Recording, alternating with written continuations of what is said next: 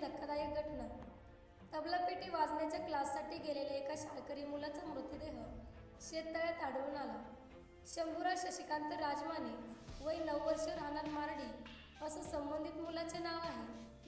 आकस्मिक मयत म्हणून दहिवडी पोलीस ठाण्यात नोंद झाल्याची माहिती सहाय्यक पोलीस निरीक्षक दत्तात्रय दराडे यांनी दिली.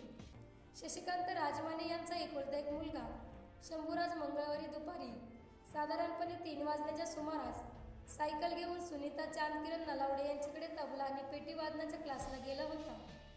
रात्री उशिरापर्यंत घरी आला नाही म्हणून पालकांनी नलावडे व त्यांच्या मुलांना विचारले असता तो आज क्लासला आला नाही असे सांगण्यात आले.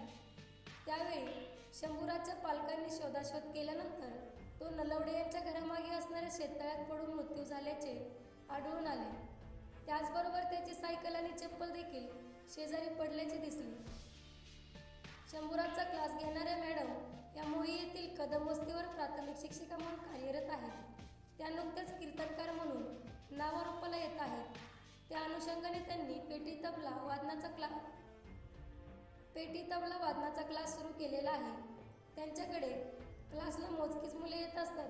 त्या शंभूराजा सायकल घेऊन आला असता त्यांना आणि त्यांच्या कुटुंबातील सदस्यांना तो दिसला नाही. याबाबत मारडीतील नागरिकांकडून शंका उपस्थित केली जात होती. पोलीस घटनास्थळी दाखल झाले. सहाय्यक पोलीस निरीक्षक दत्तात्रय दराडे यांनी रात्रीची वेळ असूनही घटना घडलेल्या शेततळ्याच्या चारी बाजूने स्टाफसह सखोल पाहणी केली.